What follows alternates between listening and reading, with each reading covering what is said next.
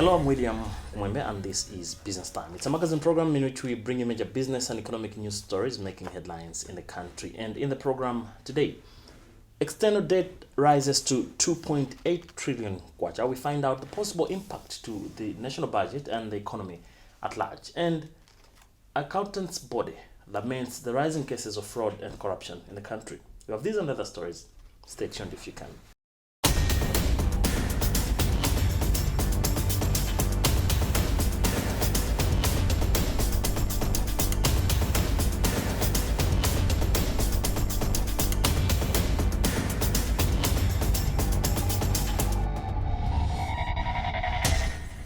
Glenn, welcome. This is Business Time. In our main story in the program today, the Malawi external debt has increased to 2.8 trillion kwacha, according to recent figures from the Reserve Bank of Malawi. This will continue piling pressure to the country, which has for quite some time been grappling with elevated debt levels. This means we are pressuring the coming generation with a debt burden to service as well as an interest on top of the amount of the debt. Now, the question is, what does this mean to the already ailing Malawi economy? This is a question our journalist Justin Mkweo attempts in this report. According to figures from the Reserve Bank of Malawi, multilateral debt has increased to 1.9 trillion kwacha. Bilateral debt has moved to 368.3 billion kwacha. Commercial debt is at 540.3 billion kwacha. Debt service is at 90.9 billion kwacha, and interest payment has increased to 18 billion kwacha from 15.3 billion kwacha in 2020. Commenting on the rising figures, economist from Malawi University of Business and Applied Sciences, Pechani Chereni, said while foreign borrowing is deemed cheaper, and sustainable borrowing still has an impact on the economy.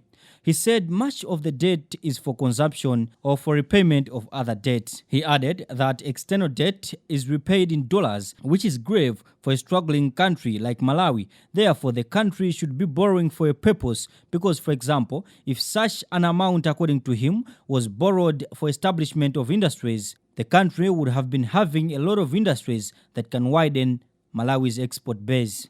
Yes, cheap it might be, affordable it might be, the external debt or foreign debt as it were. But we must remember also that we pay back in foreign currency. We don't pay back in Malawi kwacha. We have to have enough foreign reserves, which takes us back to the issue of exports.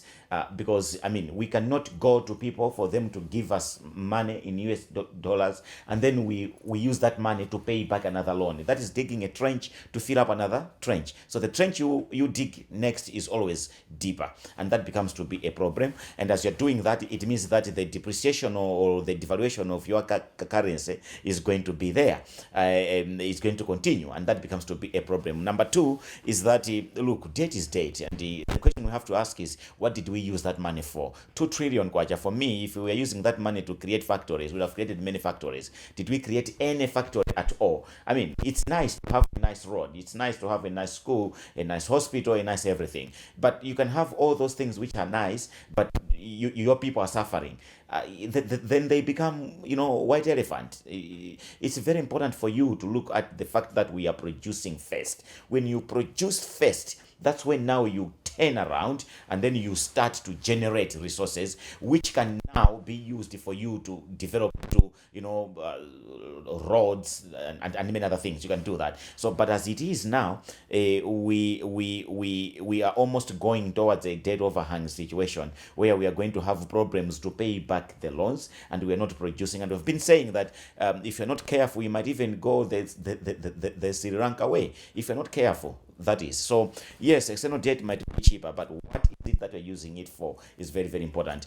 And in my view, I would like to ask the Minister of Finance to work hand in hand with the Minister of Trade and Industry, the Office of President and Cabinet, the Reserve Bank Governor. Maybe they should work together to say that whatever loans that we are going to negotiate for the next maybe year or two, let them go towards industrialization, period. Even if it means negotiating for some people to come and plant their factories here. Because remember, these days it's no longer about made in this country or made in that country. It's about assembled in that country. So some people want to be manufacturing batteries for phones. Maybe we can attract them to come and manufacture them in Malawi, provide them with some, incentive that factually should be here. At the end of the day, our GDP is going to improve. People are going to get jobs as well. Labor in Malawi is very cheap. It is very, very cheap, actually, if you compare to the countries where they go for them to find what they call cheap labor, because in those other countries, it's not necessarily cheap. So we really need to do more if we indeed if indeed we are going to deal with the external debt aspect. The other thing for me is why are we taking so long to come up with the development bank, the government development bank? Why are we taking so long? We need that government development bank. Why do we need it? Is because it is going to help also for us to start to look inward in terms of resources for more other development or investment ideas. In specifically, I'm looking at issues of factories. Figures from the Ministry of Finance show that Malawi's total debt stock, both domestic and external, is around 5.7 trillion kwacha, a figure which economists have warned will reach unsustainable levels if not kept in check. When presenting the 2022 national budget, Minister of Finance Sosten Gwengwe said high level of external debt is a matter of concern for the current administration and particular attention will be paid to make the debt sustainable. Now, the Institute of Chartered Accountants in Malawi, ICAM, says is equally bothered with the rising cases of fraud and corruption in the country. This comes as some accountants have lately been embroiled in corrupt cases both in public and private institutions. This is according to Francis Chinjoka Gondwe, who is the Chief Executive Officer for ICAM. He explains in this interview on what the accountants body is doing to address the problem. Of late, we've seen a lot of corruption cases, theft involving accountants. However, allow me to say that ICAM is a membership body. The Public Accountants and Auditors Act, Section 26, provides that everyone who holds himself out as an accountant must register with the Institute and MAB. Our observation is that many people are not registered. Those people that you hear about in government, about the toll gate, who are involved in corruption, they are not members of ICAM. So what we have done is we have engaged government at the highest level to ensure that all the accountants are registered. Primarily because if those are registered, it means that we can now begin to offer support to those accountants. But for the accountants who misbehave, we can then punish them accordingly through the disciplinary measures that were put in place. Remember, this is Business Time, a magazine program in which we bring you major business and economic news stories making headlines in the country. We'll be right back.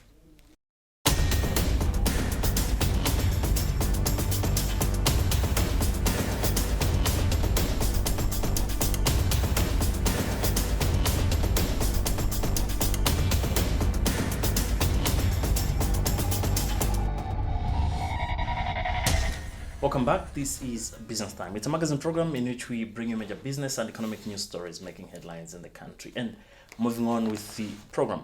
Phase 2 of the Shiri Valley Transformation Program will delay a bit as it will require about $10 million to address some of the challenges that the project is facing. Our journalist Chimwemwe Mangazi visited the site where the project is being implemented and has since filed this report. The Shira Valley Transformation Program will require another $10 million to reconstruct the water intake structure, which was destroyed when the tropical storm Anna washed away the Kapijira Dam in Chikwawa district. SVTP irrigation engineer Martin Chidzalema says progress on the intake and construction of the first 6 kilometers of the canal is at 67% instead of 92% because they had challenges in implementation. So far, the progress of this project, which is the construction of the intake and the first 6 kilometers of the main canal, the overall progress is at 67% against the plan of 92%. We had some challenges during the implementation of this project, the main one being the COVID-19, which affected the importation of materials, mobilization of contractors as well as consultants staff to the site. Secondly, when we came on site, we also faced a challenge that what we had foreseen as the design had to be changed. And therefore, we had to redesign some structures to suit the ground conditions. That took us a little bit of time, and hence delaying the construction works. But we are hopeful that by the end, contractor will try his best to make sure that he try as much as possible to catch up with the progress. Indeed, on 24th of January and 25th, we had the Cyclone Anna, which damaged our intake works. Now, we had already started construction of the base, the foundation were done. We had just started construction of the wing walls of the intake works. Due to this damage, it means all that work has to be done again. In that case, it means spending more money than what was planned before. So definitely our budget will be affected. We'll need more money to finish the construction works of the intake. We are projecting to maybe $10 million extra, but we yet to get close estimates once we finish the designs in the next 3 weeks. For the project, we expect later in 2025. That's when, if all goes well, that the intake is in place.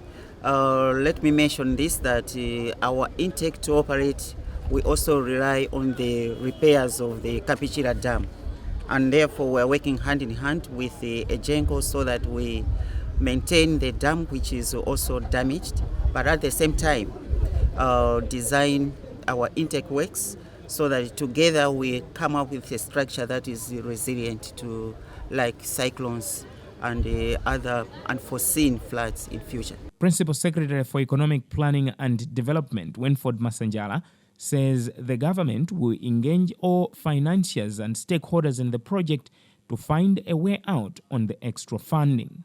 The Shire Valley Transformation Project is one of the largest projects, and for Malawi's standard, this is the largest project that we have ever done. And it's also the largest project of its type in Southern Africa. So this augurs very well with our Malawi 2063 vision, because our first pillar is on agriculture, productivity and commercialization. This project seeks to commercialize agriculture, even by land consolidation among smallholder farmers. But also we hope to leverage this project for industrialization. So the different crops that will be produced here will also be value added here. Therefore, this is a very important project for the Malawi government, and it's a flagship project. And therefore, in light of Hurricane Anna or Cyclone Anna, we now came to understand what happened and if there are any changes in the time profile of the project, and also if there is need for any additional resources. So as you have heard, there's need for additional resources in order to make sure that the intake is redone, and there are certain elements of the project that will delay because of Hurricane or Cyclone Anna. But by and large, we are impressed with the works that have been done, the works that have resisted the cyclone, and they have redone the programming, and there's still some work to be done, but we are impressed with the work that's been done so far. We've been in negotiations because a lot of this project is funded by the World Bank through IDA, and there's also financing from the African Development Bank, and then there's a portion from the Malawi government and other donors. So since Cyclone Anna, there's been that conversation, and the World Bank has expressed interest to fund some of the additional works that are needed in order to bring the project back online. And therefore we are very grateful to the World Bank, and we are very hopeful that this will actually come through. And therefore there is a team of designers that have come in order to redesign the intake and also to look at the coffer dam for the Kapichira. Once those have done the designs and they have come up with the bills of quantities and the costing, then we'll know how much we actually need to request from our cooperating partners in that regard. The Shire Valley Transformation Program is a 14-year program which started in 2018 and is expected to end in 2031, but will be implemented in 3 sequential but partially overlapping phases. Now, in other business news, the rail system seems to be the most viable transportation in as far as cost effectiveness is concerned compared to the road network system. But the country seems to take a gradual pace in revamping its rail system, which is a cause for concern among commentators and experts. But what is the cause of the delay? This is the question our journalist Chimwemwe Mangazi attempts. On May 19, 2022, the government of Malawi, through the Ministry of Transport, handed over a project to construct a rail line between Marga in Msanje and Bagungula in the same district to CR20, a Chinese construction company. They indicated at the time that the project was to commence the very same day that this project was handed to them. But 2 months down the line, nothing has happened. It seems procrastination has gotten the best of Malawi. We are here to find out why. About 1.5 kilometers from the starting line of the rail construction, we found some villagers who blocked the road and had sent away machine operators on a road project branching off the M1 road to what will be the first train station after exiting Mozambique. The company working on the rail is the same one working on the road. One of the workers we found told us the villagers want compensation for their land, but was not the reason there is no work on the ground. But why is the contractor not on site? A question for Principal Secretary for the Public Sector Investment Program, Patrick Zimpita. There is work that is being done. Actually, at the moment, the contractor is doing what is called the environmental and social impact assessment. For any project, you have to start with an environmental impact assessment so that you know the terrain and what the project is going to affect. And that environmental and social impact is a very important document, which now, the company is in the middle of doing. So once that is complete, it is going to give information to the company on how they should design the railway project going on. So there's something that is happening. It might not look like nothing is happening, but really something is happening. The company is doing that kind of important work for the project. Yes. He says currently they are planning for the second phase of the project between Bangula and Sandama. The first section that we have seen is about 18 months project. And then the second phase that we're talking about is going to be informed by the studies that the company is doing now. But as you know, the president, His Excellency, Dr. Lazarus Chakwera, has emphasized this project as a very important project. And you might also be aware that Malawi signed the memorandum of understanding with our counterparts in Mozambique, with the whole idea that the project should move with speed so that the whole stretch from Maka to Limbe is connected. So the remaining of the section, especially the middle section, will be informed by the designs which are going to come, and then we'll know, how long that section is going to take us, to construct and then financing. But talking from the side of financing, government has already, put their plans together that the second section was going to be financed by a local currency board, because this is a very important flagship project that Malawi needs. The project has excited communities who believe once completed, Sanje will become a trade hub as it was before. There is need for the government to be vigilant and ensure that the first phase of the project concludes in the planned 18 months. Well, with that story, we've also come to the end of today's edition of the program Business Time. It's a magazine program in which we bring you major business and economic news stories making headlines in the country. On behalf of the entire production team, my name is William Kumwembe. Always remember, if it doesn't make money, then it does not make sense. Bye for now.